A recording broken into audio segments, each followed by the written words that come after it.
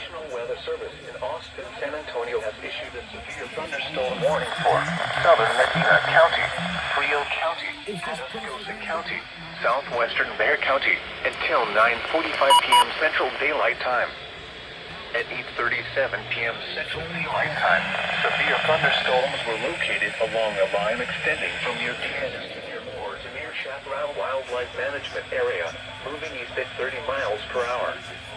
Hazard, 60 miles per hour with gusts and quarter-size hail.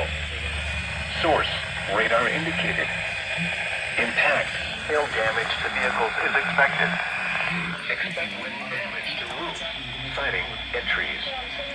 Locations impacted include San Antonio, Pleasanton, Pearsall, Hondo, Divine, Jordan, Dilley, Moteet, Castroville, Charlotte, Christine, Stifton Municipal Airport, Campbellton, Lytle, Somerset, Natalia, Macomb, North Pearsall, Moore, and Goldfinch.